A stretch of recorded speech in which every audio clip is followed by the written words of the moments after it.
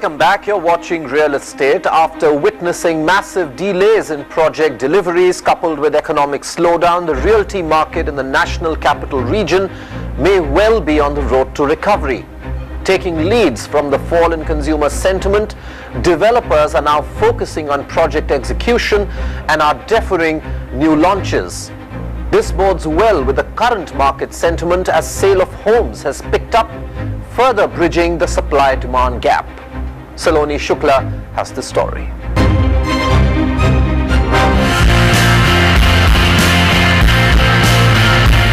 The real estate market in the National Capital Region that remained suppressed for a larger part of 2012 might be seeing some green shoots. Developers have been compelled to go slow on project launches due to sales volumes having slithered due to weak consumer sentiments. According to a recent Knight Frank report, over the past 2 years, project launches have fallen by nearly 40% compared to the peak levels of 2010.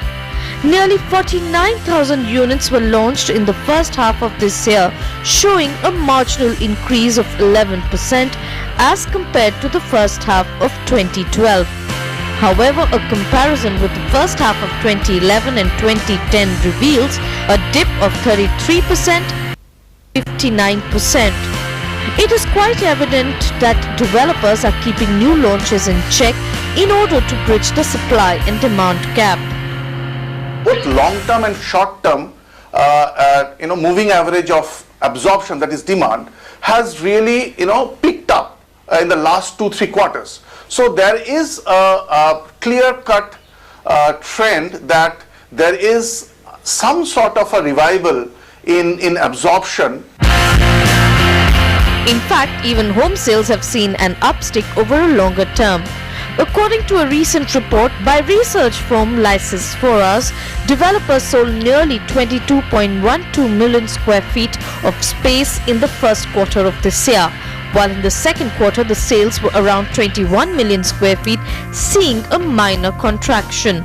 The trend in launches with limited launches clearly indicates that the NCR market is striving to reach a better equilibrium.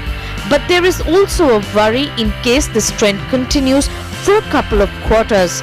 The supply-demand gap will taper further, leading to an upward pressure on property prices. But the worry factor still remains to be high unsold stock of homes. Nearly 540,000 residential units are under construction in the NCR market. The unsold inventory is pegged at approximately 132,000 units, with Greater Noida and Noida constituting more than half of the under construction units in the NCR market. In fact, Greater Noida contributed to about 40% of units launched in the first half of 2013, showing 3 times increase compared to the first half of 2012. Huge demand growth in terms of NCR, in terms of being an employment generator, and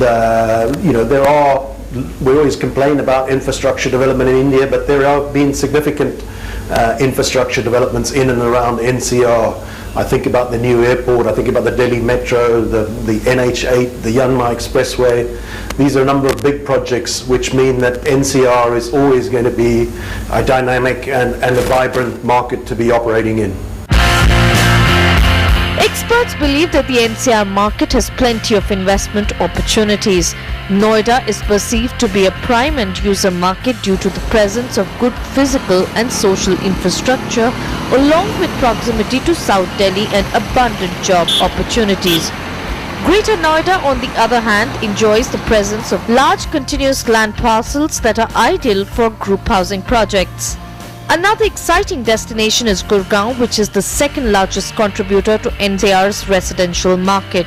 The primary developing areas in Gurgaon are Golf Course Extension Road, Southern Peripheral Road, Dwarka Expressway, Manesar and Jaipur Highway.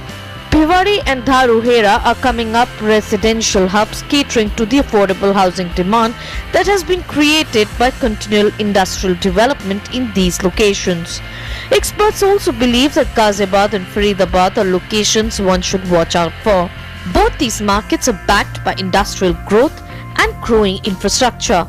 While the economic slowdown and weakened buyer sentiment have discouraged sales in some areas, experts are of the view that locations like Dwarka Expressway, Noida Expressway in Greater Noida will continue to lure investors, if not end users.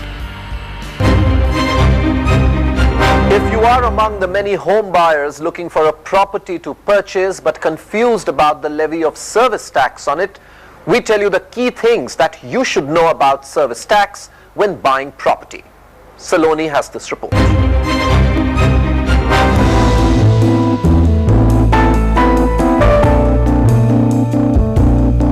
The 2010 Finance Bill had ratified the levy of service tax on the purchase of flat. As per the bill, service tax would not be levied if the total cost of a flat was paid after the receipt of the completion certificate. Hence, this tax would not be applicable to resale properties, as resale properties would essentially have obtained a completion certificate. Service tax will be applicable for only under construction properties and not for completed units. Also, amount paid for purchasing of parking space does not attract service tax. Remember that the property costing less than 20 lakh rupees does not attract service tax. Since 75% of the amount charged by the builders is considered to be the cost of land and materials, you would pay 10.3% service tax only on 25% of the amount that you have paid. Special services provided by a builder to prospective buyers will attract service tax. Providing preferential location or external or internal development of complexes on extra charges have been brought under the ambit of the service tax regime. Hence, any amount paid for getting an apartment on a higher floor, apartment with a specific number, or facing a specific amenity has come under the service tax net. Time for a short break here, but to get our expert opinion on your property matters, feel free to call us or email us. Details coming up there on the screen. After the break, we take up all your property-related questions in our special segment, Ask Real Estate. Keep watching.